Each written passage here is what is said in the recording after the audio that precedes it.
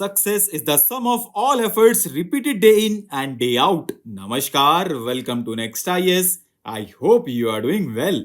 In this video, we will cover major headlines of the Hindu, Indian Express, and Press Information Bureau. So, without wasting any time, let's start today's discussion. Now, recently, three new criminal laws came into effect, and these are Bharatiya Nyaya Sanhita, Bharatiya Nagrik Suraksha Sanhita, and Bharatiya Sakshi Adhiniyam. These laws will replace the Indian Penal Code, Code of Criminal Procedure, and Indian Evidence Act. And key provisions of the new laws include reporting incidents online, filing FIR at any police station, as well as the victims getting a free copy of FIR. And in the event of an arrest, the individual has the right to inform a person of his choice about their situation. The new laws have also prioritized the investigations for offences against women and children, ensuring timely completion within 2 months of recording information. And now it has become mandatory for forensic experts to visit crime scenes for serious offences and collect evidence. Summons now can be served electronically. Now, cases of meningoencephalitis are being reported in Kerala. This infection is caused by Naegleria fowleri, which is also called brain-eating amoeba, that lives in fresh warm water, such as lakes and rivers. It infects people when it enters to their body through the nose, and then it travels up to the brain and destroys the tissues, and resulting in its swelling. Now, researchers have devised a method to produce activated carbon from coconut husk. Activated carbon is suitable for supercapacitor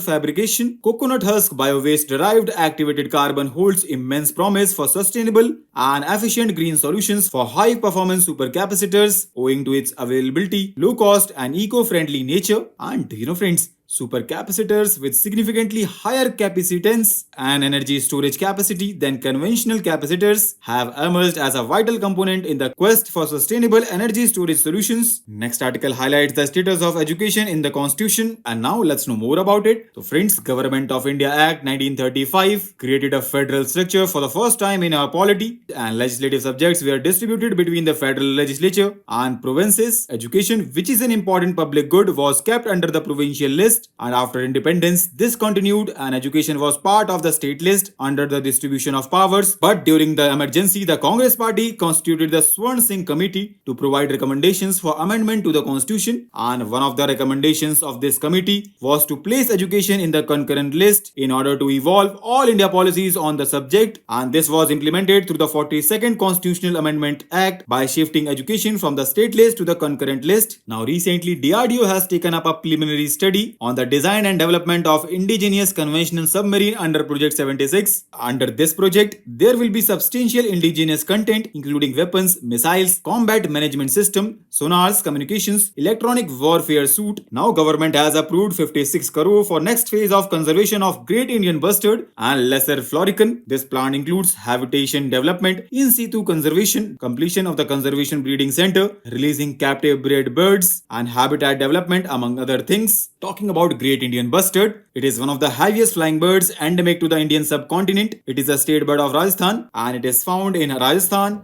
Gujarat, Maharashtra, Karnataka, and Andhra Pradesh. IUCN Red List of Threatened Species classifies it as critically endangered. It is also included in Schedule 1 of the Wildlife Protection Act 1972. Talking about Lesser Florican, it is a small and slender bird species found in tall grasslands. It can be seen in Rajasthan, Madhya Pradesh, and Gujarat. IUCN Red List of Threatened Species classifies it as endangered species. Recently, Prime Minister of India paid tributes to tribal heroes like Sidhu Kanhu, Chand Bhairav, and Phulo Jano for their self-respect and valors against the atrocities of the British Empire. Hul Divas was celebrated in Jharkhand. Now, INS Shivalik has reached in Hawaii to take part in the RIMPAC exercise 2024, which is the world's largest naval exercise. It is being led by US Navy, and around 29 countries are participating in the current exercise. It provides unique training opportunity while fostering and sustaining cooperative relationships. Now, India has initiated an anti-dumping probe pertaining to glass fiber imports from China, Thailand, and Bahrain. Now, what is anti-dumping? But before that, we should learn about dumping, which is said to occur when goods are exported by a country to another country at a price lower than its normal value. This is an unfair trade practice which can have distortive effect on international trade. Anti-dumping is a measure to rectify the situation arising out of the dumping of goods and its trade distortive effect. Use of anti-dumping measure as an instrument of fair competition is permitted by the World Trade Organization. And now World Bank has approved a second round of $1.5 billion to help India in development of low carbon energy. This is expected to promote a market for green hydrogen, electrolyzers, and increase renewable penetration. This development comes in the backdrop of India's ambitious national green hydrogen mission and energy transition targets.